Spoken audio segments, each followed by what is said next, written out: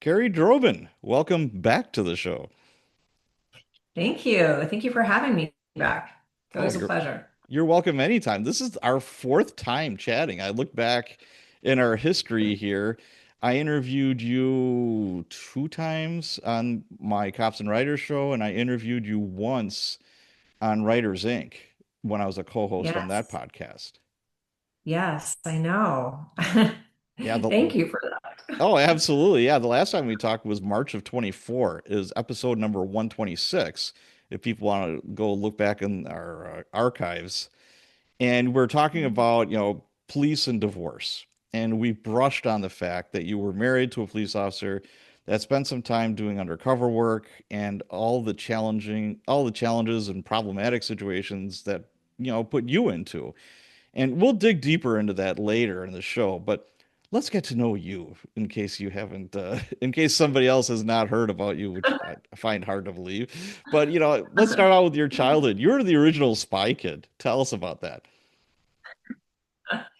Well, yeah, I mean, it's funny because it's no longer really secretive, but for a long time, for most of my childhood, I didn't actually know what my parents did, but I lived overseas. I lived in sort of this weird world of sort of not knowing what was real and what wasn't real, you know. So you talk about like a background for writing about deception and maybe necessary deception, I call it. There's a distinction, you know, between people that have to lie for a reason versus people that lie just because they're pathological and it's fun. So, I did grow, I did grow up in a world that was very secretive, very, full of undercover operations, a lot of things that I sort of only knew on a need to know basis.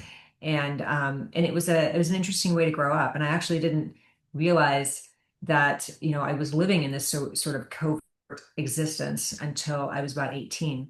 And then the truth was revealed and I, really learned what was actually going on in my house, that I had people that I knew that were also undercover. So it was a great sort of precursor to my work in writing a lot about undercover investigations and sort of, understanding what it was like to live a secretive life, live a double life, if you will. So it was kind of weird. It was like I was prepared for the work that I was eventually going to write about.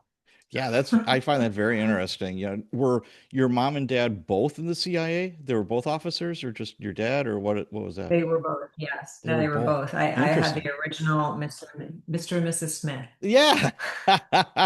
So where did you go to high school? If I remember correctly, you didn't go to high school in the States, did you? No, I grew up overseas, so I spent my childhood in East and West Africa. And so I went to school at the International School of Kenya and spent my high school years there and had an amazing, interesting time living overseas. So that was the real plus of having that kind of life, being able to travel and being able to be exposed to so many different cultures and be sort of gaining a whole knowledge outside the classroom, if you will. I mean, that was really sort of my education. How many other kids from America were in school with you, or were you the only one? There was so my high school class only had 10 kids in it. Oh, My wow. class. So that's kind of a funny question. And it was a real mixture. I mean, I had maybe a good mix of Americans, Canadians, South Africans. They really came from all over the world. Okay. But when you limit it to 10 kids, it's you know, the ratio is very small. Who was Wow. American and who wasn't. That's So yeah, so it was amazing. interesting. So you never knew what kind of danger your mom and dad were ever in. I really didn't know, not until way after the fact, of Wow. like really kind of getting immersed in this in the whole culture of, what it was like to, I mean, because I wrote a lot about undercover operations. And so it was sort of like life imitating art, where I got to really Yeah. understand the danger they were in. Because, you have to be that disguise or that person 24/7. So you can't let that cover drop or that cover slip because the consequences are so serious. And so I think just, I was grateful for the fact that I didn't really understand the ramifications of that as a kid, because I think that would be a very heavy burden Oh to yeah. live with. And that explains a lot why people that are undercover don't reveal that to their family. So on the one hand, they're living this double life, but on the other hand, they really can't share that much because it puts their family in a difficult situation. I mean, the burden of having a dependent or a child of having to carry that secret is huge too. So it's got a lot of layers to it, but Yeah. I was really grateful that I didn't have that. And I think it gives it some plausible deniability if something really bad happened too, or something, Exactly. there's so many different layers, and we could probably talk about this for an hour, but we're not going to. But yeah, it's just, yeah, it definitely gave you an insight that most people never have. That, and that's you just thought it was normal.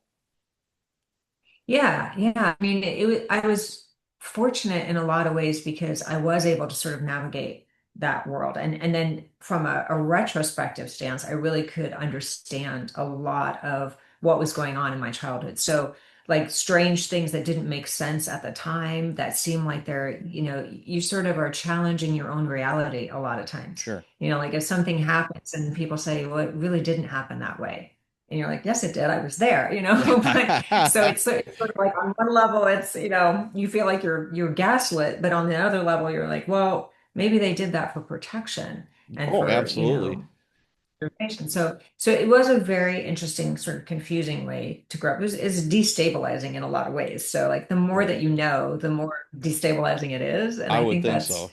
You know, interesting. your little brain isn't, fully developed yet. What do they say? Like 23 or 24 before it gets fully developed. So you Yeah, wouldn't want to throw something that heavy at a child. I mean, that would right. just be wrong if you did. What did they say they did for a living? So my mom was an English teacher, and she really was. So that Okay. was, they had double. I mean, I think about this on just a sheer exhaustion level. I don't know how they had like double lives and then maintained that without just collapsing from exhaustion because it's Right. very hard to be on all the time. So my mom was a teacher, and my father was a diplomat. So his was probably an easier cover Mm, because he could still do many of the things that you do as a diplomat and then, also have this other double life on the side. So it was kind of interesting. yeah. And you are Mrs., burn the candle at every end.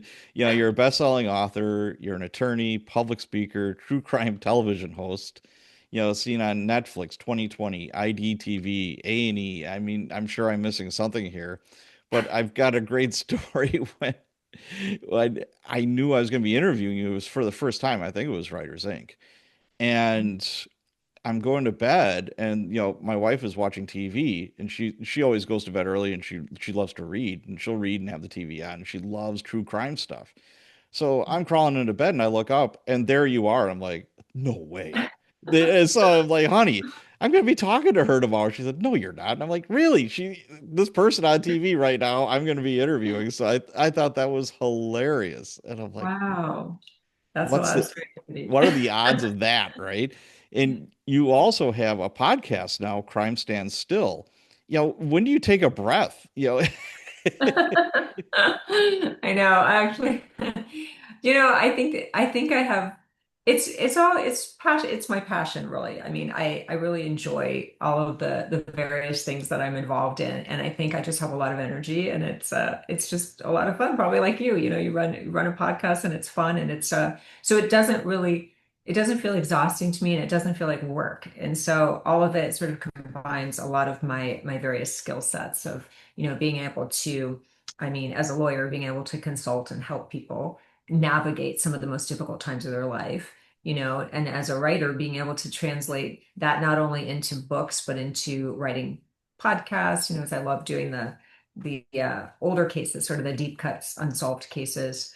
Um, but that I actually got involved in that. I mean, sort of just because I had a case of my own that I had been working on for 15 years that Mm, was a wrongful conviction, in my opinion. okay. And I couldn't help her anymore on the legal system. And so she said to me, well, why don't you do it on international stage, make it a media thing. And Yeah. so that's what started the whole, Crime Standstill podcast of how I developed her story as one Oh, okay. season, one season. So yeah, so that's what got me involved in that. So it's just been a labor of love. Wow. Good for you. Well, let me ask you this. What do you like doing best and why? Um, I really do love writing. I love the process of it. I love Okay. being able to come up with an idea and, put it together and be able, because it's communication. I mean, it's all forms of communication. So I think I enjoy that the most. That's probably where I'm most comfortable. Gotcha. Now, what kind of law do you practice these days? So I do predominantly family law, but I Oh still boy. do some criminal. I Yeah, I know. mean, we're going to be talking about psychopaths later, and I know that's a part of family law. Yeah. I went through my divorce, boy, about 13, 14 years ago. And one thing that really stood out in my mind was it's like, how could you sit down and do this every day? I mean, Yeah. I know you have to detach yourself. It's the same thing as cops. You're dealing with the worst of the worst. You're seeing the ugly in Yeah. everybody. And when it comes to family law, especially divorce, the fangs come out, all the ugly comes out super fast.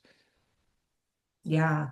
Yeah, it is really interesting. And I actually have said that often to accountants. I'm like, I don't know how you do this all day long. Like how you like deal with numbers all day long. So I think it really depends on where your passion lies. But I think with family law, and I've often thought of family law as sort of a misnomer. It shouldn't really be family law because it's really not about family at all, in my opinion. It's about you're separating people and you're kind of dissolving in the most clinical sense, a corporate entity. You're dissolving that and you're trying to figure out how to dissolve it in a way that is going to keep people intact and keep that, help them reform and reshape their new normal, right? That's really what it is because it's divorce to me is in a lot of ways is worse than a death because you can't really mourn that loss. If you have children involved, you're sort of picking up the pieces with the children. You're constantly being reminded every day that, you had this relationship that didn't go well. So it's like a double whammy. It's almost re-traumatizing yourself each time that you're having to engage or interact with the ex. And so I think it's really tough on that level to kind of move past that and Yeah. form And it's like a anything new. else, I don't want to make this, a show about divorce, but get yourself a good attorney. Don't share Mhm. an attorney. I've seen train wrecks from that. It's like, Yeah. okay, it's naturally this is going to be confrontational, but it has to be realistic. And you have to have Yeah. realistic expectations. How many times have you heard it's like, well, I want 100%, custody and placement of the kids. Okay, what's wrong Right. with him? Well, he's a raging alcoholic. Okay, prove it. There's just, or I just because I want him. And it's like, no, that's not how a divorce works. But Mhm. I went through a 2 year, just super ugly one. And just my 5 cents, for advice is if you have an soon to be ex that is acting incredibly irrationally, doing stuff with the kids they shouldn't be doing, just document everything. I had a legal pad with me everywhere. On day, date, and Yeah. time, this happened. On day, date, and time. That was the cop in me, obviously. Right. And Yeah. boy, am I Yeah. happy I did. I kept everything. And, every lie, every whatever, it's like, well, pump the brakes here, Sparky. Let's take a look at this, and, oh, but it will pass. It's like a bad kidney stone, it's like this too shall pass, and you Yeah. will develop a normalcy afterwards. But when you're in the thick of things, oh, it's just ugly. Yeah, I would agree. I mean, I think you had an advantage somewhat because you were used to documenting. You were used to being a detective in your own case, Yeah. trying to out Yeah. like And my attorney at the very end, what a nice guy. I can't say enough good things about him. James Jelkowski, he was in Milwaukee. And at the very end, he wrote a really nice letter. And I know he could have charged me a lot more. Sorry, Jim. But he was very compassionate and he saw the position I was in. And he was Mhm. just a good guy. And he wrote this letter at the very end and he said, you saved yourself a ton of money because you did so much of the footwork. I'm like, Yeah. absolutely. It's And he said, you again, document, document, document, document, and just Yeah, if you can be as neutral as possible with your emotions, because boy, once it was in it, that's really, really hard to do. And like you were saying it, before, it's like a death, and you kind of go through the stages of death when you're going yeah, through a you definitely divorce. do. And and You and it definitely do. can, just like the stages of death, they're not in order, and they can pop back up when you least expect it too. So that's, my heart goes out to anybody that's going through that. And yeah, I even wrote a book about it. So, but I know. anyways, Yes, that's, I did. yeah, we're not here for that. So, you know, just real quick here, I know some of my listeners, viewers would love to know how someone like you broke into like the showbiz part of what you're doing. Being on A&E, being an expert and all that. How do you break into that business? You know, for me, honestly, a lot of it had to do with the books I was writing. I Okay. mean, I kind of got into true crime just by accident almost because I was always a writer. I was a fiction writer before I was a true crime writer, and I happened to be asked to write about this undercover operation involving the Hells Angels in my book Running with the Devil, and that book really sort of launched my true crime career. And it was such a fascinating case that everybody wanted to learn about it. And so that's kind of what launched me into the whole biker outlaw motorcycle world, because at the time that that book came out, there was only one other book really. It was Billy Oh, Queen's book, I'm Alone. And so I just happened to be right at the starting gate of that whole genre, that whole like fascination with outlaw biker gangs. And and I was a woman writing about it, which was really unheard of at the time sure. because they don't like women, they're misogynists. And so it was the whole sort of package that got me into that. And so I really do credit that book for launching it. And then I went on to write several other sort of explosive true crime books that got a lot of notoriety. One of them was A Socialite Scorned about the Tucson bombing. And so I think not only was it the nature of what I was writing about, but it was also sort of the fact that I guess I mean, I'll say this, I had an acting background. And so a lot Okay. of it is how you appear on camera, how you present yourself, because as you may know, I mean, doing the interviews with producers is kind of a tricky thing. I mean, you have to be very not only confident in what you're saying, but you have to sort of know the material Oh, really absolutely. well. Yes. Like people ask me this all the time, like, was it scripted? How did you like I did this whole series recently on A&E on Secrets of the Hells Angels. And that was a really intensive um, filming part of it. Because I mean, it was days of filming. Mm, And some of the producers, there were four different producers. They were from all over the world. Some of them were interviewing me from London, and they were like the time difference was crazy over there. sure. So it was a really fascinating, amazing experience. But it also you have to be really knowledgeable about what you're talking about, like Right. so I think there's that element of it too. So part of it was I was an expert on, on a lot of levels, so they got me involved in that. Um, but then I started to narrate other crime cases, and that's sort of how it sort of launched into it. I did one producer, you work well with the producers, the material well, and they kind of want you back for the next one. So it really is sort of, I don't know that I have a formula, but it just sort of happened that way, where it was, I got kind of lucky. Yeah, it's funny because I've done two so far. One was on Tubi TV. It was Julian Simcoe, a lady that killed her husband, and it took the Mm. DA and the police to put together a case for like almost 5 years. And she was the merry widow.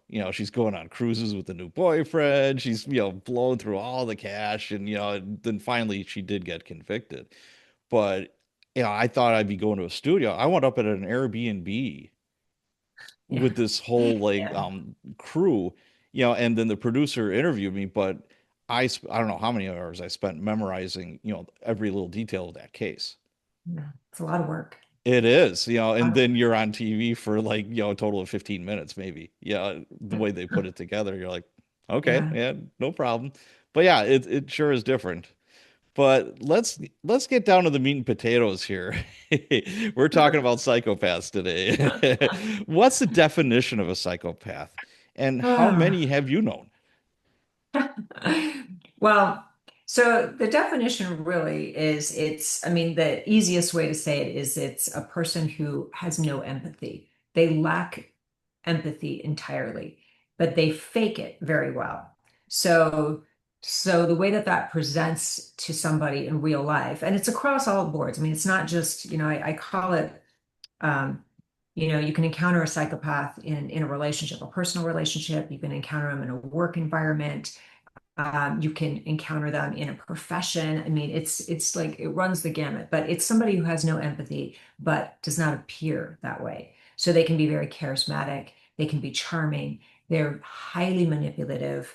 Um, all psychopaths are narcissists, but not every narcissist is a psychopath. So it gets a little bit nuanced there. So Sure. what I always tell people is look for the patterns of behavior. So don't worry so much about the labels, but look for the behaviors because the behaviors are consistent.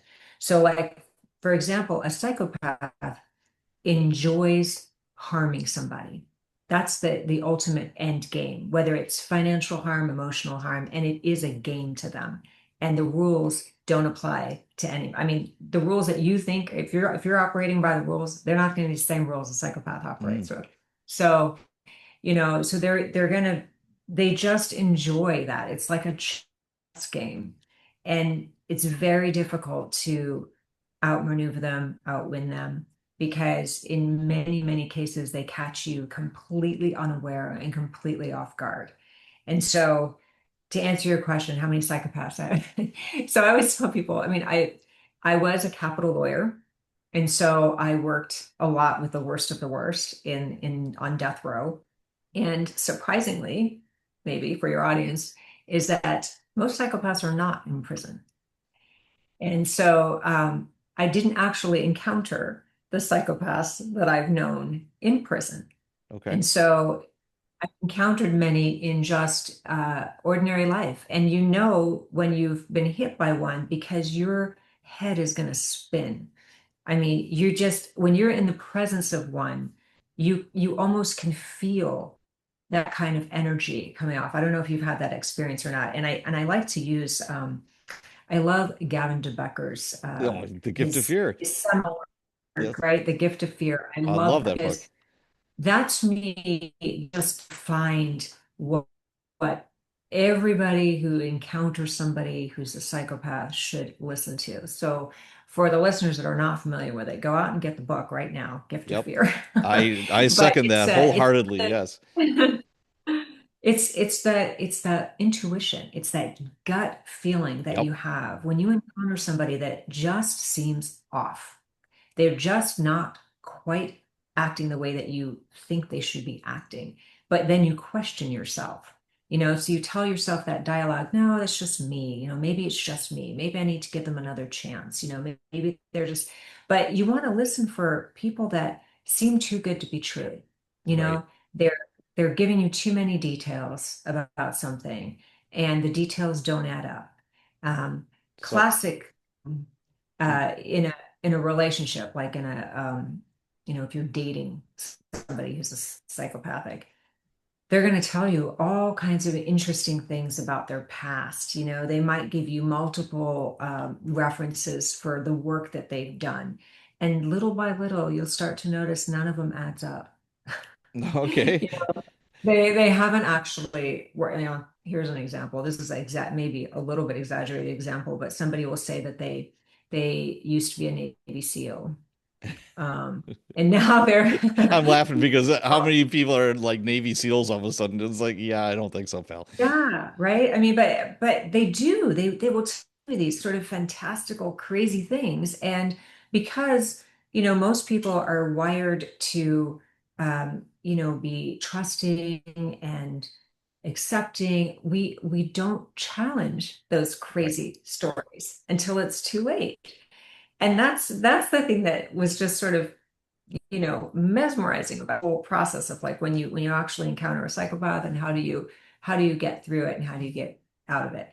And what really inspired me to write the book, Surviving a Psychopath, was the number of cases that I was dealing with where women would say to me, this is what's happening, XYZ is happening to me. And I'm going into court and I'm being like re-traumatized and re-abused by the court system because psychopaths were getting away with it. They were manipulating not only their own lawyers, they were manipulating judges, they were manipulating court orders, they were completely abusing the justice system for their own personal gain. And so I was seeing this going repeated over and over again, and it was making me nuts, And I thought there has to be a way to inform and enlighten and make changes, on a level where I feel like I can actually make changes because I'm also a lawyer and because I'm a writer, because I can see it on the front lines. And so I wrote a book that is in a lot of ways a survival guide, Sure. so not only do I identify who they are, but I identify how to get away from them and sort of the manipulative tactics they use and how to recognize that and not let it impact you until, before it's too late. Because it's not so much that, um, it's not so much it's the devastation that psychopaths leave in their wake that years and it's Sure. hard to Now, overcome. would you call your ex-husband a psychopath? So here's the funny part. I have two ex-husbands. Okay. So I just know about the ex-husband that was the homicide detective. So I would say that I have definitely encountered psychopathic traits that I learned firsthand from my own personal experience of what I was experiencing, what I was going through, and what I learned probably too late in the game. And so a lot of what I write about is from personal experience, is from having seen it not only in my uh, exes, but in my work and in the clients. I mean, it's like runs the gamut. I've seen so much of it now that it's familiar to me. And Interesting. so I feel like I can use what I've learned to help other people avoid that. Now, let me ask you this. This has just popped into my head. Have you ever fired a client because you think they are a psychopath and you just don't want to deal with it? Um, Yeah, I would say that they would not be my client.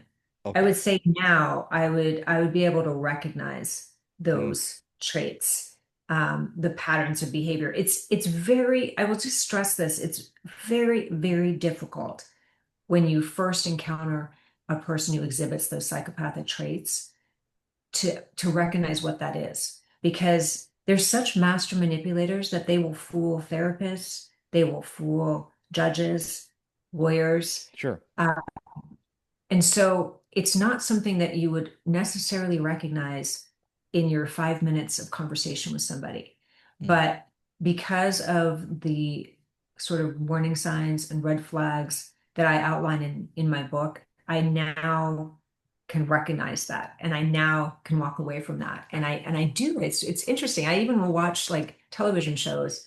For example, I don't know if you have ever watched Yellowstone. Oh, I love Yellowstone. Absolutely. Okay. Watched it twice. So I love to use this example. So Beth, okay. I love Beth. Oh my God. Beth is a quintessential psychopath. Oh yeah. Everything she does is psychopathic. Okay. And so it's interesting because I would love to analyze television characters and say, wow, that writer really nailed it. Like those are definitely psychopathic traits. Like you can see that fluctuation in her, in Beth's character, like how she manipulates people around her, how she's so her single-minded determination, to nail her brother Jamie to the wall. Like Yes. I mean, it's really fascinating. So if you start to like dissect it in the characters on television or characters in movies, because there is psycho cinema, and that's a really great place to start to identify what those traits are and Once you start getting better at that, you can start recognizing it in people that you encounter in everyday life. And I use a lot of examples in the book. I really walk readers through that. And I say, here's an example of somebody in a workplace environment that you might Yep. get taken, or somebody in politics, right? Somebody who's a doctor. So I run the gamut. I talk about cults. I talk about the difference between spies and how a lot of them exhibit psychopathic tendencies. And so it's just interesting. I just wanted to cover a variety Hmm. of people and a variety of situations so that people could read that and really identify with the situation. Now, do you think most psychopaths are predators? All psychopaths are predators. All are. Okay. All are predators. Their end game is harm. And they want to have fun doing it along the way. Hmm. So, I mean, that's why it's I would say impossible really to reason with them because they don't have guilt. They don't have fear. They don't have shame. They don't have they're wired differently. Yeah. And I And actually talk about this in my book about how I believe the difference between a psychopath and a sociopath. Okay. And they're nuanced, right? But the difference is a psychopath is born. They're literally born with something I'll say wrong, right? Wrong with them. They're wired differently.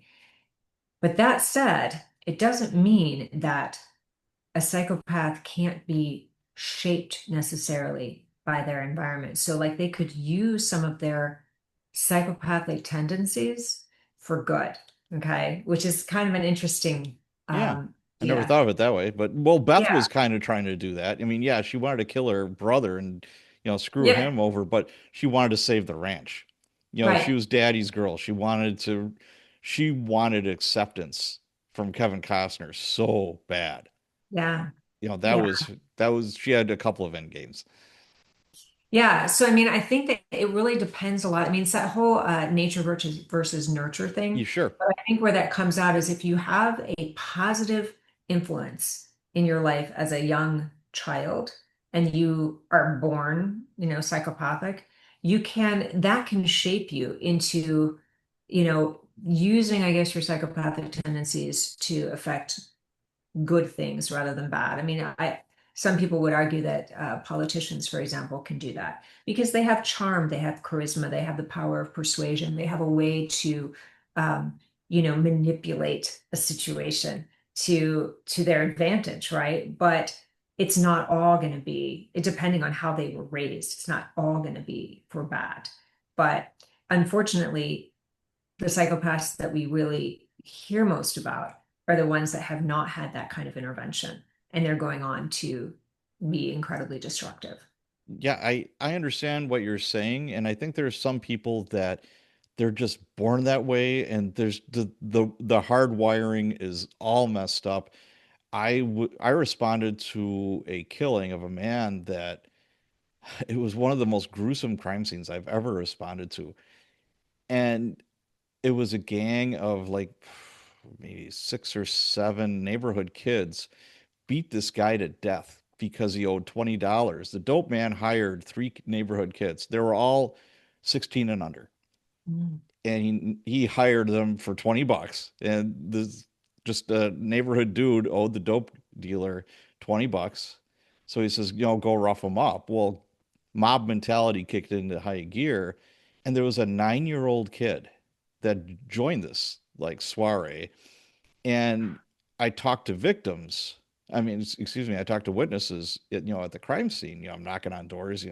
In these neighborhoods, it's like they don't want to be seen talking to the cops. So I'm in kitchens, I'm in living rooms, whatever, talking to witnesses, and they're like, that boy was just jumping up and down on that man's head, and he couldn't stop laughing. He thought it was the funniest thing ever. There was blood splurting out of this man's eyes and ears every time he landed. Wow. And I mean, he was 9 years old. The handcuffs didn't fit on him. Hmm. And he went home after this. This is like at 2 o'clock in the morning. Why a 9-year-old is out at 2 o'clock in the morning, Right. but it's the neighborhood. And he takes off all of his clothes because they're covered in blood and brain. And he puts them in a garbage bag and his shoes and hides them in the closet. What 9-year-old thinks of that? Yeah. No, So, it is, the more I was learning about this case, the more my head was spinning. And then, of course, he went to like, we called it kiddie prison, mhm. for, I don't know, 4 or 5 years. He gets out, he's an adult. It took maybe a month and he killed somebody else. I don't think Yeah, there's any fixing that. there is not any fixing that. And that brings a really good point because the problem, I think, where the education needs to come in is that they don't change. Therapy doesn't help. Rehabilitation is useless. Like they don't change. In fact, when I was a capital lawyer, um, we used to call it the kiss of death, antisocial personality disorder. That is a psychopath. Somebody who is just wired that way. And they were born that way. They didn't have any of the what do you call it, interference that might have put them on a different trajectory or a different course. Right. Maybe psychopathic tendencies were good. And so they're not going to stop. They're that's just who they are. I mean, think of the Jeffrey Dahmers or Dexter, if you want to use a Yeah, fictional. absolutely. I mean, you know, Dexter is a classic example of somebody who funneled their psychopathic tendencies for good, right? If you want to call it the good psychopath. But you take Dahmer, how are you going to rehabilitate Dahmer? There You is know, zero chance of rehabilitating somebody like zero, that. right? Zero. And that's really the issue is like you don't want to waste resources and I mean because they're not going to change. And unfortunately I think that we don't have a lot of tools really available to deal with the psychopath. What do you do with them? And if they do happen to wind up in prison, and like I said, many of them don't, but if they do wind up in prison, what do you do with them? I mean, Yeah, if they're on death row, you do nothing, they're going to be executed. But it's just an interesting, weird sort of category, I guess, because you're really left with a lot of few options. So I think the goal really with psychopaths is protection. It's not, rehabilitation. It's it's survival, and then how do you move on from that? yeah, Because people that have encountered a psychopath, they're living with wreckage from that experience. And it's mostly mental. right. We were talking about, the red flags, like, yeah, I was a Navy SEAL and, all this other stuff, we ignore or excuse. Yeah. And again, I wanted to circle back a little bit to Gavin de Becker's book, The Gift of Fear. You why is it that intelligent people, just they don't trust their gut feeling? We all have a gut feeling. We all Yeah. have intuition. And as humans, we ignore that. We're the only species that does. I love the book because he really goes into it. And sometimes it's political correctness, sometimes it's weird guilt. So I've got a really quick story of, we get a call from the sheriff's department. They're in a high-speed pursuit. The car that they were pursuing, the engine blows, which happens. They're not driving around in brand new cars, most criminals. This guy was a drug dealer. He was armed. He was with his girlfriend. He takes off and leaves her. There's like $20,000 in the car, a gun, a whole bunch of dope, and she's just sitting there going, oh shit, this is thanks, thanks, boyfriend. And he takes off and he goes into the city. Well, I'm in the city. So we get an update and it's like, hey, there's a lady saying there's a guy in her garage fitting this description looking for clothes because the first thing they do is change their clothes. So this guy found a bag of clothes in the garage. And then he breaks into this woman's house. She's a single mom with a 6-year-old daughter. They're getting ready to go to a birthday party. And this guy literally kicks in her door and says, I need to use your phone because he's trying to get away from the cops. And she's like, I don't know you. And he says, I need your phone right now. And her 6-year-old daughter is right next to her. And he pulls out a huge wad of cash. He says, how much do you want for your phone? And and she's like, Oh, could you just God. leave, please? And he does. And then, he runs across the street, breaks down another door. Well, the people in that house got their gun and they started shooting at him. But this woman, I'm talking to her like 15 minutes after the fact. We wind up getting him later. And I said, weren't you scared? Well, why would I be?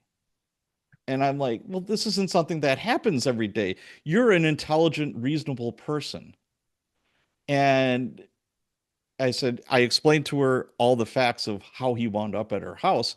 And as I'm interviewing her, I'm looking around in the kitchen.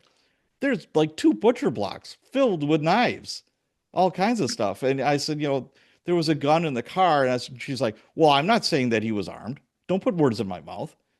And she's getting mad at me. And I'm like, hey, I said, a lot of times they carry more than one gun. Or, just because there's one gun in the car doesn't mean he doesn't have a gun, et cetera, et cetera. And she's like, well, I'm not feeling comfortable with this. I think it's because he's an African American. You're saying this. You're profiling. I'm like, Wow. no, I'm saying this because he broke down your door and threatened you.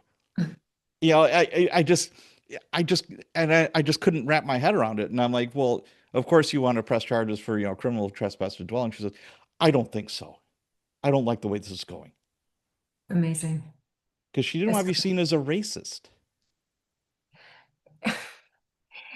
I mean, it is amazing. And I think some of it is cognitive dissonance, where Mm. you just don't want to accept that as an intelligent person that you're going to be duped by somebody, like that this experience could have possibly happened to you because you know better.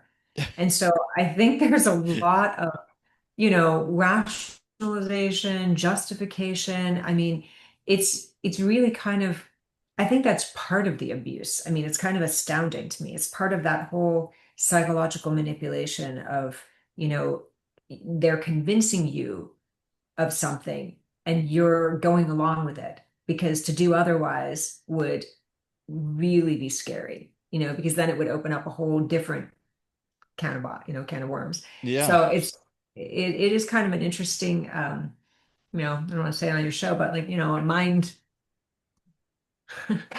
fuck. I Sure. mean, that's basically what it is, right? I mean, Yeah. it's really interesting. And I mean, I see this too, like, in defense work, right? I mean, I feel like sometimes I'm an imposter defense attorney because I don't accept the bullshit, I mean, if somebody's telling me a story, it's like my brain is already putting their information into files and folders, and I'm like, okay, which part of this is actually true, and which part of it is just complete BS that I'm not going to accept or buy.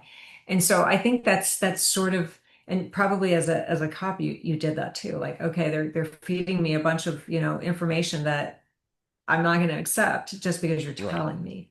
Yeah, And and so it's I think and that's it's not an exact science. I wish like, okay, this guy is talking about, hey, I was a Navy SEAL and he's very charming or whatever. That doesn't necessarily mean he's a psychopath.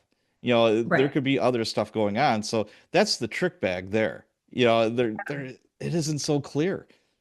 It isn't clear, and that's why intelligent, respectable people get caught up in this because it's not in your, it's over time, it's patterns of behavior, it's what you were talking about, documentation. So if you start documenting what actually what you're experiencing and what the person's telling you, right? And they don't mesh. The documentation is what's going to help keep you grounded in reality.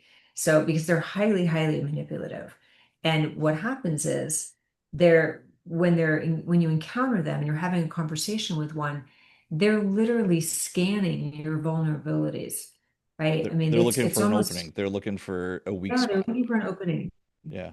And so, I mean, if you pour your heart out to somebody on a first date, let's give this example. I mean, you find your perfect match on the web, and you go on a date with them, and on the date you start to feel like, wow, I'm connecting with this person. This is amazing. We have everything in common, and you start to pour your soul out to them. They're they're collecting intelligence. They're collecting information to use against you at a later time. And that's the danger, because at some point you want to be able to trust what you're hearing, but it's the patterns of behavior over time that are going to start, signaling those red flags. And And it's listening to that gut reaction. and I think as humans, we're trained in modern culture and society. We want to see the best in people. Yeah. We yeah, it's like you're in school or religion or whatever, it's like that's how you're raised. You're not raised to be a bad person. You're not raised, it's like, no, there's a silver lining. The cup is half full, they really aren't that bad, are they? So there's some of that going on, but I wanted to go into the courtroom because that's your backyard. You know, I want to talk about courtroom tactics by manipulators. How do we defend ourselves from that? Well, okay. So what, Especially custody battles, especially. yeah, custody battles. So what a psychopath is masterful at is providing or presenting a narrative of emotional facts. So these are not real facts, these are emotional facts. And so it's really, really critical that if you're on the other side of the psychopath, to keep correcting the record, to not let the narrative that the psychopath is presenting stay. So what happens is they will invariably flood the other side with motions, flood them. They're going to flood the court system with motions. They're going to delay anything, right? Because it's to their advantage, because they are in it for the performance. They're in it for the game. They don't, they're not going to resolve things. So what happens in a lot of custody battles is you go to mediation. So what is the goal of mediation?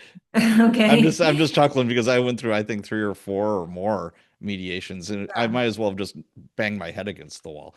exactly, right? Mediation, it assumes that the person on the other side is going to be reasonable, is Right. going to negotiate terms, right? They're going to come to some kind of compromise. Again, who are you dealing with? You're dealing with a psychopath. They're not reasonable. They're charming. They're manipulative. They're going to want to come across as the victim. Yes. So they come across as the victim, they come across as stable, and they are going to spin a narrative that makes the other person look like they're unstable. Why? Because the other person, in an effort to defend themselves, becomes reactionary. Mm. So they become reactionary, and then now they're flinging emotional barbs, and then it Yeah. sort of goes down the spiral of like, So okay, you see what I mean? so She's the how do we turn the pages? How do we flip the script? How do we So you protect flip the ourselves? script by understanding that mediation, if you're court ordered, you have to go through it, but just Right. know that you more than likely, I would say 95% of the time, not going to resolve the case. Nope. So I always tell people, okay, have your line in the sand. You're not resolving the case. You're going through this. It's a perfunctory motion. Get through it and plan for litigation. So the second thing you want to do is you always want to correct the narrative. If you have to file a million motions, you have to file a million motions, but the point of it is to educate the court on what is happening behind the scenes. So you want to discredit the other side. You want to show the real story. And how do you do that? Through documentation, through a lot of evidence and documentation, because that is gold. The other thing in a custody battle that you really want to watch out for is they're going to want to, at some point, probably early on, want to get a custody evaluator. So a custody evaluator, the reason they want that is they want that custody evaluator on their side, because most custody evaluators are not forensic psychologists. Hmm. So they're not well versed in pathological disorders like psychopathy. They are a lot of times social workers. They're a lot of times therapists. They're not well versed in it. So what does that do for a psychopath? This is gold territory for a psychopath. They go in and they're like, oh, this is awesome. We're going to manipulate the custody evaluator to come onto our side. We're going to appear as a stable parent. Hmm. The other thing that a psychopath will do is they'll start to be the good parent, right? They'll start to manipulate the child. They'll say, okay, here's a classic example. So, and I'm sure that your listeners have heard of parental alienation. So the first thing that happens is the psychopath will say to the child, "It's really too bad that mom, doesn't have time for you this Mm, week, you know." And meanwhile, mom behind the scenes has explained to the child, we're going to go to XYZ activity on Saturday because, mom's working or whatever. So she's made a plan with the child that the psychopath is now completely refuting. mm. So he's the puppet, he's the master manipulator. He's the puppet master, and the child and the spouse are just, the marionettes. So it's a really, really challenging terrain.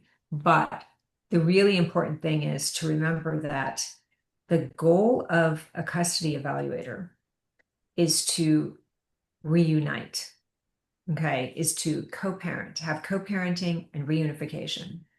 The goal of a parent who is trying to divorce a psychopath is protection.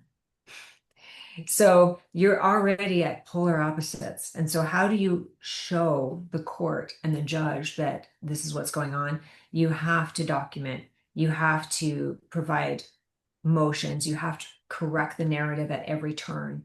And I always advocate do depositions, catch them in their lies, complete, like keep turning the tables on them so that they can't get away with what they want to get away with. And when you finally and figure out what your line in the sand is, what are you willing to fight for? What are you willing to compromise on so that you can get away from the master manipulator? Wow. That's the end game. Now you were talking about is it a guardian ad litem?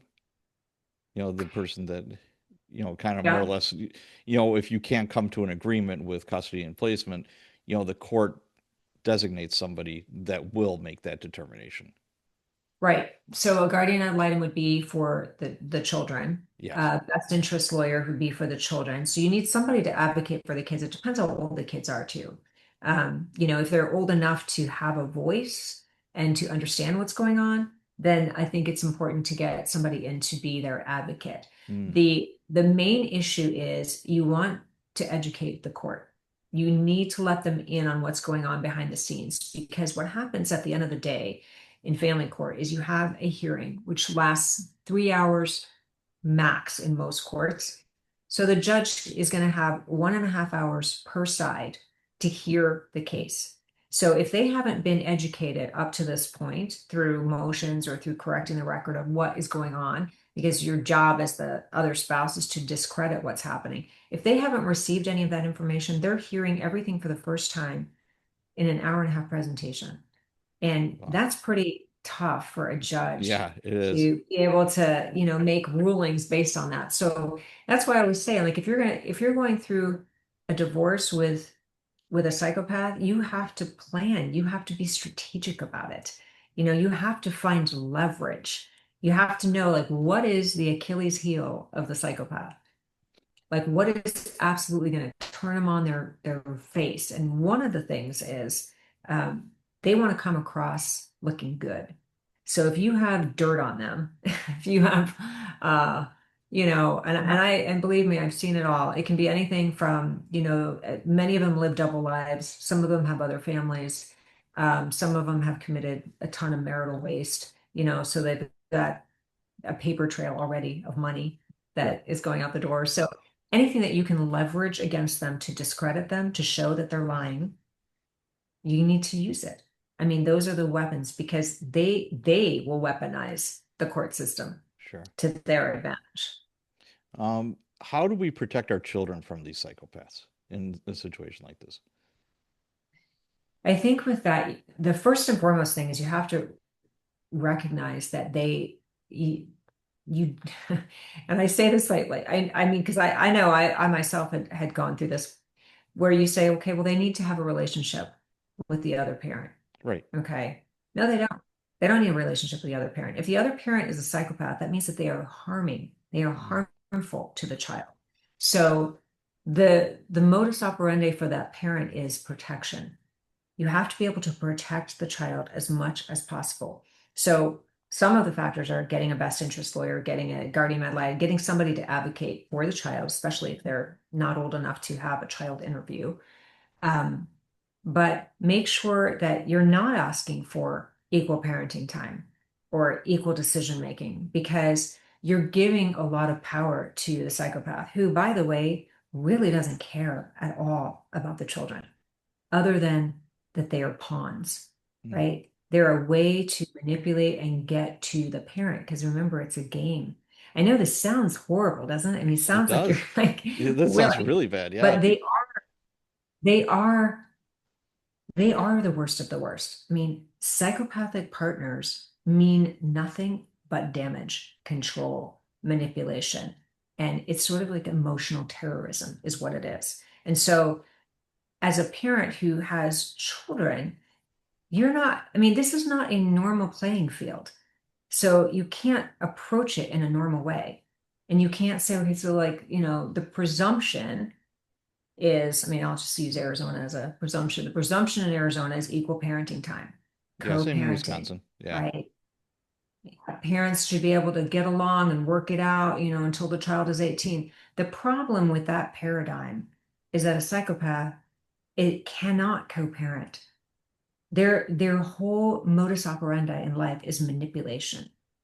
So they will constantly manipulate. So one of the ways that I would advocate people to protect themselves is to use court-approved apps. Like in Arizona, it's Our Family Wizard, Oh, sure. Yeah, where I've the heard of that. court, Yep. like all of the, I mean, do not get on the phone with a person. Don't have a conversation that is not recorded in some fashion. Okay. And I advocate this a lot with judges who are oftentimes will say, do not record the Zoom calls between the child and the psychopath. You know, I don't believe in that. There has to be a way to protect the record, to keep a Right. record of anything. I mean, so you have to be able to record conversations. If you use Our Family Wizard, all of the communications, the text messages, the emails, all of that is preserved in a document that nobody can manipulate. Nobody Yeah, can you're delete. right It about all. that. And I went through, the guardian ad litem deal, and at first she didn't like me because I was a male cop. After all the Mhm. dust settled and everything else, my attorney's like, "Yeah, you had an uphill battle." Because she Mhm. had a lot of preconceived notions about male cops. And I'm like, "Okay." And she called me one time when I was at work, and she's like, "Hey, my soon to be ex is saying that you text or call 500 times a month." Like, really? So the only time I try to avoid calling, period, and I try to text, and I archive everything, I keep everything. And I said, you know what? I was inside that day. I'll print up my phone bills for the last 6 months, and you can see exactly how many times I've texted or called her. And she said, yeah, that'd be great. I said, I'll highlight them. You'll have them in 15 minutes. Okay. Yeah. And then she called me back later and said, yeah, somebody isn't telling the truth, and that's her. I'm like, yep, that's her. Yeah. Yeah, again, one more, it's like, and be honest. If you are calling and texting all the time, stop it. Don't do that. Right. Because it makes you look like a psychopath then. Right. I You, know. you're That's the looking, reactionary part. Yeah. yeah, you're looking nuts. Don't do that. It's going to look terrible if they bring that up in court or whatever. Be rational for God's sakes. So, how do we Yeah. stop a psychopath from ruining our lives? Or worse, how do we just cut it? So one of the, I mean, apart from some of the things that I've mentioned here, which is documentation is really, really important. And I'll just add to that one caveat that if you're documenting for court, you're documenting patterns of behavior that are going toward the goal of your case. So if it's custody, your patterns, your examples are all going to be related to, okay, he drove drunk with the kid, Mm. so on X date, that shows a pattern. Or, he punched a wall on X date and you've got a photo of it. So those are patterns of behavior. So when you finally do succeed and you get away from the psychopath, this is what I've seen happen too often because they're so manipulative, right? So they'll come back and they'll say, "Oh, I've changed. Like I'll get to the end of a divorce, like close to the end of a divorce, and I'll have people say, "Yeah, we've decided to reconcile. Oh, We've decided to give it one more shot." mm, And I'm like, okay, so the person is not going to change. They're not going to change. They're going to be this way, ad infinitum, and then they're going to attack you through the children. So what do? You go radio silent. You have to go radio silent. That means blocking all communication. If you have to communicate with a person, do it through our family wizard. Block social media contacts. Do not engage in any way, shape, or form because they're wanting a way back in. And some of them will wait. They'll wait, they'll go dormant for about 6 months and then they'll reemerge, they'll text again.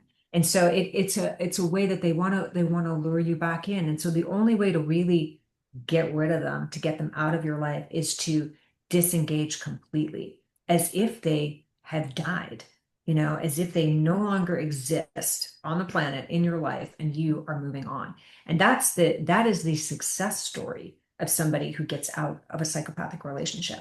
But the damage is tremendous. So I always recommend people get into therapy for themselves, okay? For themselves, maybe with their children sure. need their own therapist, because you have to be able to process the manipulation, because by the time you have gotten to the point of divorcing a psychopath and have gone through that, you are an emotional wreck.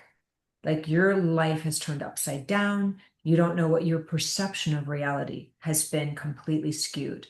And so it's almost like you have to reground yourself, because if you don't get that kind of help and you go out and you try to form relationships again, guess what? You're going to repeat the same pattern because you Man, haven't healed oh, from the first because you would think that's the last thing you would want or do. You just went through this horrendous, either, you're living with somebody or a relationship, or, you were married to them, then divorced, or whatever the case may be. You would think that it's like, okay, now I've learned a lot here. You would think, but that's not always the case, huh? You would think, but it doesn't happen. No, no. In fact, I've seen it time and time again where people will rinse and repeat because it's that pattern. They haven't figured out that, when somebody seems too good to be true, they they are. They are too good to be true. No, I mean, because again, it's that same sort of pattern, like where you fall into it. You've escaped. So, I mean, think about this. You've escaped from this horrific, it's probably a several year battle, right, to get out from under the psychopath. Now you're ready to go out there and date again. You feel like you've overcome something, you've healed something, and you find a partner who seems to be like listening to you for the first time, right? They're hearing everything that you're saying. They understand you. They're compassionate. They're doing everything right, but because you haven't shown up differently, you're not going to attract anybody differently. So, so I always say there's no shortcuts to any of this. You have to do the work. You have to go through that tremendous pain, and then you have to heal yourself before you're ready to go out there again. You're just And going to keep attracting. and the way we heal ourselves after going through, a bout with a psychopath, hopefully, physically okay and or as mentally as okay as it can be, you just suggest going to a good therapist. I mean, what type of therapist should they be going to, do you think? Well, I would recommend somebody who's well versed in psychopathy, who understands that sort of mental manipulation, that I mean, because you're recovering from something. I mean, this is trauma. So you want somebody who is trauma informed as a therapist, because it's a long road. I mean, that's the sad part. It is a long road because depending on how long you've been with the psychopath, it can do a number on you. I mean, you're recovering. A lot of people are recovering not emotionally, they're recovering financially, Oh they're yeah. recovering psychologically, and when you're with a psychopath, even if it's for a short time, the end game of a psychopath is to get you isolated and to get you dependent. So in many cases, the person who is recovering from that, they don't have a friend group anymore. They don't have a support system anymore because they've been taken away from that. So a lot of times they're going in alone and they feel alone. And so it's a very vulnerable, scary time. And I think people need support. So they need to start to cultivate allies. And sometimes it's a brand new slate. Sometimes you're just out there and you're like starting from ground zero. I don't know if that was your experience, but it was certainly mine. We are starting from scratch. Like, you have to recultivate that. You have to get the help that you need. A lot of self-care, a lot of, compassion for what you've been through, and to know that it wasn't your fault. Like, I mean, anybody can be a victim of a psychopath. I Sure. mean, psychologists can be victims of psychopaths. So it's just they are out there. And I think the more that you know about who they are, what their methods are, because the methods are the same. I mean, it's love bombing, it's charm, it's stories that don't add up. It's targeting you at your most vulnerable. So whatever vulnerabilities you choose to share with a partner in a workplace, I've seen it where bosses will do that, Hmm. and it's devastating no matter what arena you're in. And so it takes time to recover from that. Now, we were talking earlier about red flags. That's one thing we didn't bring up was them, not wanting them to have your friends anymore. They don't want you to have your friends anymore, or family maybe as well. Is that correct? Yeah, yeah, that's very much it. And it's subtle. So it doesn't Mm. happen like overnight. It'll be like if you want to spend time with a friend, they'll say, well, you don't want to be with me anymore. Or, Okay. I I mean, know like you think about it's, it, it's like, really? No, I've known this friend for 20 years. We're gonna go out for a beer tonight. Well, I thought you were gonna be with me tonight. Okay. yeah, it's that whole guilting and Yep. manipulation. I mean, it's crazy. It's crazy to talk about it now in these terms, but when you're in it and you start to question your own sanity on it, it's like it's crazy making. It's a crazy making world. So I equate this. This is I have to give credit to Dr. Ramani. She's an amazing resource too, but she once compared the relationship with a psychopath to going to a slot machine.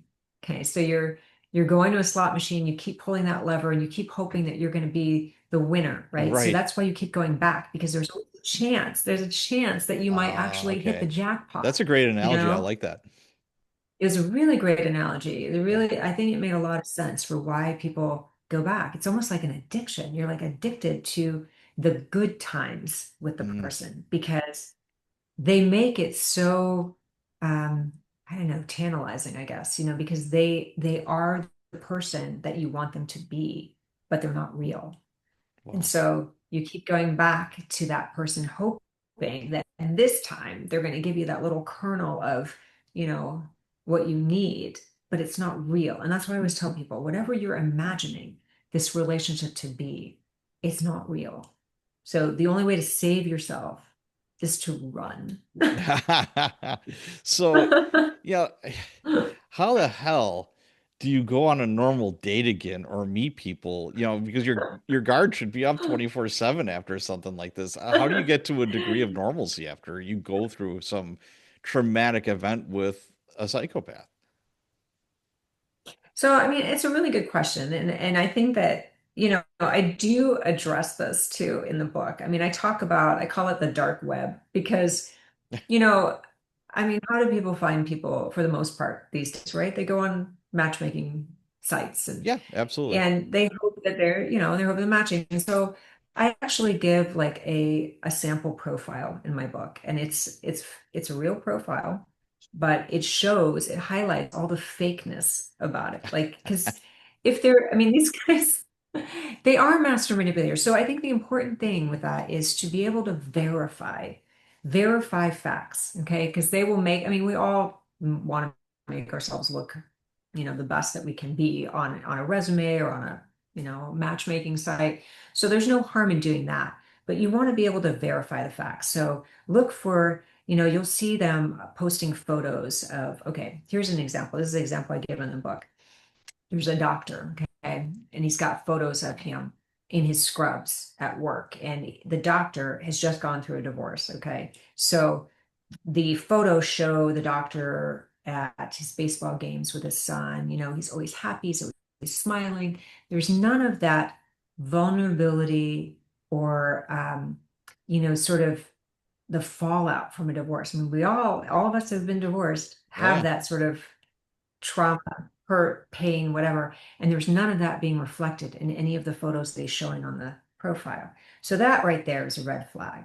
Like you want to see some kind of vulnerability. You want to see it also in some of the profile that he's putting up there. Like, does he say, it's been really difficult since my divorce, or it's, painful since blah, blah, blah. And whatever he's referencing rings true. So that's what you want to look for. You want to look for something that seems authentic, that's not over the top, that's not just charming, that's not Mm. surfacey. Does this person have empathy? That's the key. Do they have empathy? So when you go for that coffee date, and by the way, I do recommend a coffee date, not a dinner date, because Yes, a a coffee date, public place you and separate cars where you can escape if you need to. Yes. know, coffee date, public place, you're not investing too much time, but what you are doing is you're gathering information. I know I sound like an undercover detective, right? But You you do. you have to gather, I mean, and I will say this, there is life after. I am living proof of that. Okay. So I've gone through some pretty traumatic divorces, but you just have to be aware. Like, don't give away the farm, the minute that you meet somebody. Don't tell them every little detail about your life, every vulnerability, and don't sit there and cross share your tragedies. Okay. So you don't want to go to that first coffee date saying, "Oh, my divorce was blah, blah, blah, blah, blah." You want to try to get down to like, who is this person that's across the table from you? Okay. You only have coffee, so you have to like be prepared when you go in and like ask the right questions. Find out about them, see if they have any empathy for anything. And I always like to do this thing where you tell a story, and the story, it may or may not be your own story. I would prefer to tell a story that's sort of almost like a parable, and Sure. you gauge their reaction. Like, are Mm. they expressing appropriate emotion, right? They're master mimickers too, I should Right. add. They can mimic emotion very well, but you can kind of tell when you're across the table from them, is this person really exhibiting empathy or not? Or is it just sort of the words without the music? Like, are they masking the words without the music? I mean, it may take more than one coffee date, but you gotta listen to your body, right? Listen to what's happening to you when you're across the table from somebody. Is your gut telling you run? Are they telling you learn more information? Because I mean, if you're really in tune to that, you're going to start noticing that in people. Yeah. After my divorce, I went through internet dating. And boy, I have some really funny stories. And but most of my experience was good. It wasn't all like, home runs or, like great matches. They're decent people just looking for company more or less. And it just Yeah. wasn't a match. The chemistry wasn't there or whatever.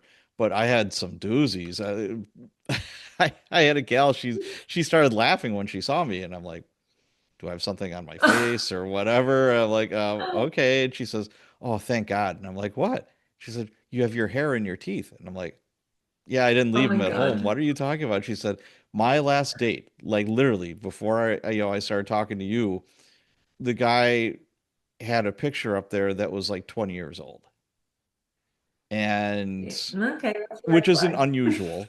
It's not unusual. Yeah. And she said, he meets me, I always do like a neutral spot, like what we were talking about. And she said he was bald and he had no teeth. He said, yeah, my dentures are getting worked on or whatever. And this guy was like in his 50s. Wow. And I'm Do they not like, have a so that takes some big stones to even go through with a date. I think, it's like, whoo, yeah. yeah, I've got some Yeah. Well, that shows doozies. a lack of awareness of themselves, Yeah. So So yeah, I've got some doozy stories. Holy cow. But all right, so there is life after going through all this. So that's good to know. Good to know. So There is. when we think of a psychopath like predator, we usually think of men, unfortunately, but there's also women, Mhm. that are doing this. Is there any statistics or numbers or anything concrete with this, or is it not? Well, I mean, it's difficult. I mean, there are statistics, but I don't know how accurate they are. And the reason is Sure. because a lot of I mean, I would say unless they're court ordered, most psychopaths are not going to therapy. They don't really think there's anything wrong with them. So they're not Sure. gonna improve themselves. So there's no way to really know without a diagnosis. And that's the important thing. It's like, without a firm diagnosis, and Dr. Robert Hare has the psychopath checklist. Mm, So unless you have a professional who is going through those checklists of what a person is, then you can't really say that somebody has been diagnosed as a psychopath. So what we're really talking about is psychopathic traits or behaviors that seem to align and match up. So I think statistically, it's very hard to say yeah. how many, female psychopaths are there. But to your point, there certainly are. It's not just relegated to the men. I mean, there are many female psychopaths, and they show up, I would say slightly differently. Um, they also have the charm and they also have the manipulation. But I think because they are women, a lot of times they are disarming, and people are not expecting that. Mm, So they're not prepared, whereas I think women, and I'll just say this generally, women that encounter male psychopaths might be more, they're like, it's more in their vernacular, I should say. But there are absolutely female psychopaths that, and I'll just give some examples. I think your listeners may know Jodi Arias for one. Um, she absolutely had the traits of psychopathy. And Beth, as I mentioned from yeah. Yellowstone. There's also Elizabeth Holmes of the Theranos fame, who invented the blood drop. What was it? You know what I'm talking about? Yeah.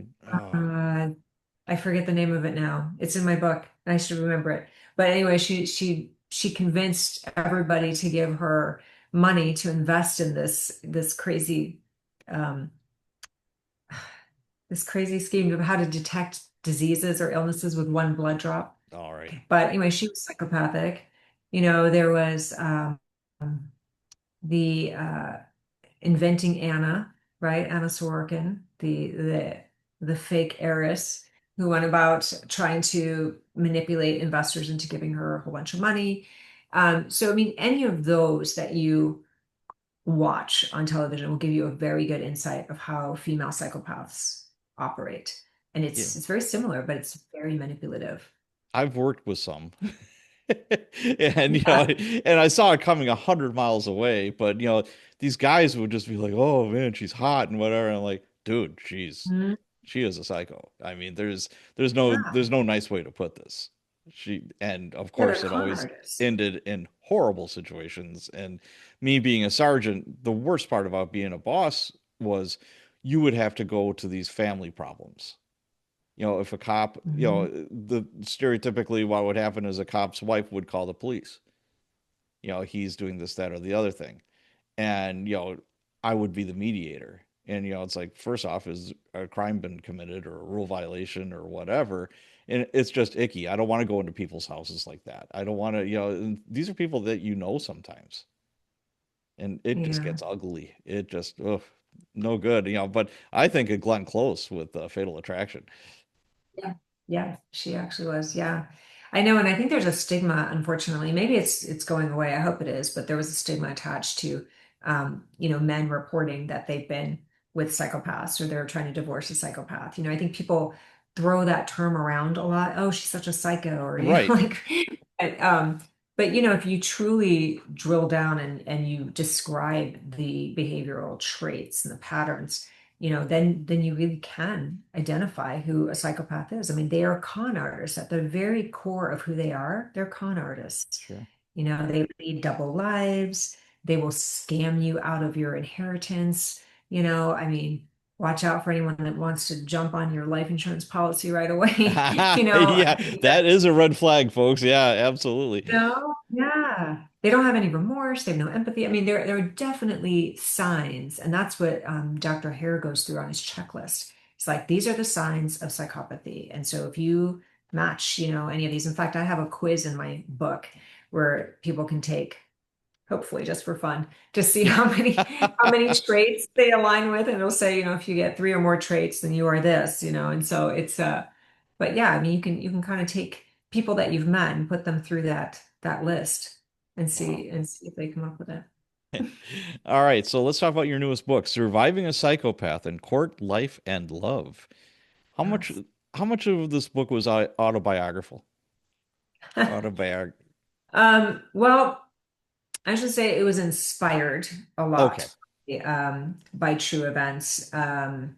It's a culmination of personal experience and clients that I've had over the years. And I wrote it for them in a lot of ways Okay. because I really would have loved a book like this Yeah, when I was I was going through my I was own. going to ask you why write this book. So, Yeah. I mean, I really, I would have loved Emmanuel, like so much of this, I really had no clue about when I was going through my own stuff, and I think that just over the years, I mean, I've been doing this for 30 years now, and I think just it came to me where I thought, I would love to be able to hand my clients a book and say, here's how to identify a psychopath. Here are the red flags. Here's the list. The book has appendices in it. It has, graphs and charts on how to actually document some of the evidence that you're going to need to go through court. I got really frustrated and disheartened by a lot of what I saw in the courtroom. And, in a lot of respects, it wasn't the judge's fault. They don't have the tools. There's not a lot of law on coercive control or manipulation. I mean, we are finally getting stalking laws because stalking is also part of yeah. psychopathy. And being a And cop, I'll interject that that's really hard to prove, and it's hard to get a DA to charge that. Really hard.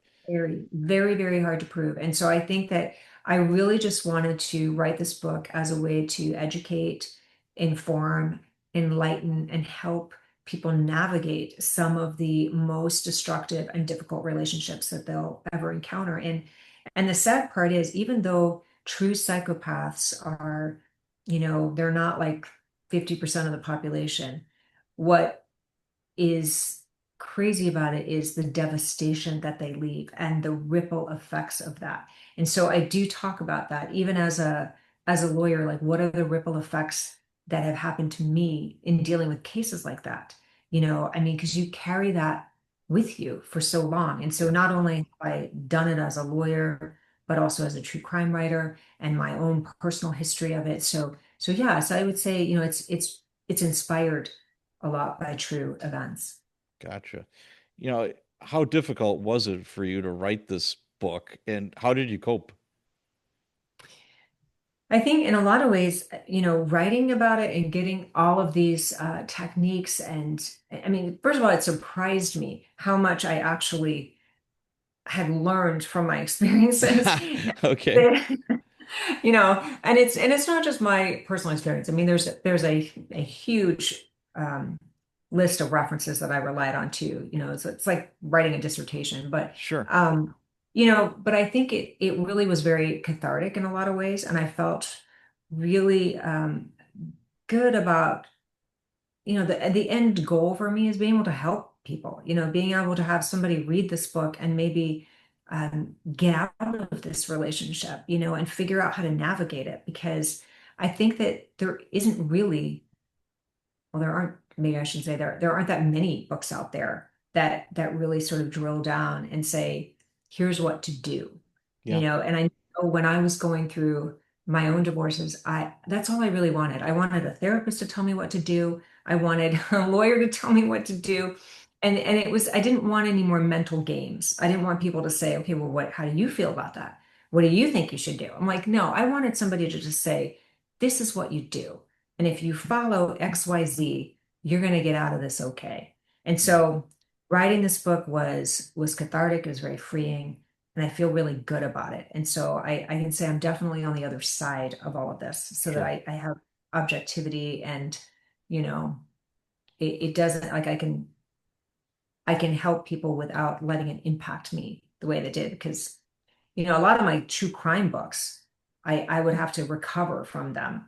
Yeah, I Like, was just gonna like say, the, that, yeah, I mean, writing my book on mass shooters, I had to recover from, writing about mass shooters. It was just so horrific. It was hard to process, all of that horror. This way, I feel like there's a way to process it. So it was very freeing for me to be able to write that and say, here's a tool.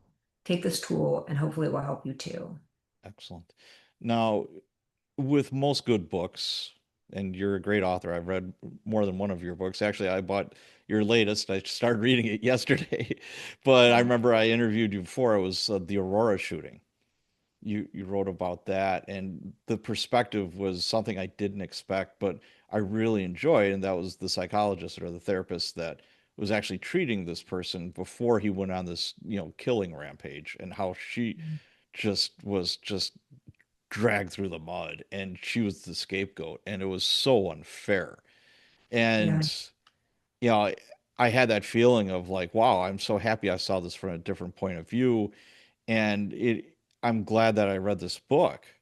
Now, when a reader is finished with your book, is there a certain feeling you want them to have to walk away from when they're done reading this book?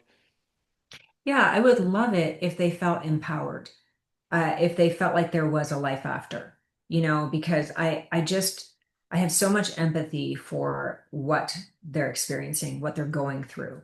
And I think that to be able to have somebody, even email me and say, I I really learned a lot about how to navigate this would be amazing, because that's really what I wanted. I just really wanted to be able to say, here's what I learned. So, I hope that you get something from this and I hope it helps you because I haven't really written a book like this before. And I just felt so strongly and so passionately about writing about just taking my experiences because, as I'm sure that you've probably felt, because you wrote a book about your experiences, it's very hard to, first of all, accept that it happened to Yeah, you. exactly. You know, I mean, and to be vulnerable enough and courageous enough, I think, to put it out there because, somebody else is going to read it and say, wow, they went through that. So here's, I mean, I would put you in this category too, an intelligent, successful person that wound up having this very traumatic, horrible thing happen. And look, they survived. They navigated it. They're on Yeah, the other side. there is light at the end of the tunnel. There is no doubt. Yeah, you're going to have some very low points, but you know what? You will come out of it whole, and there is life at the end. Yeah, absolutely.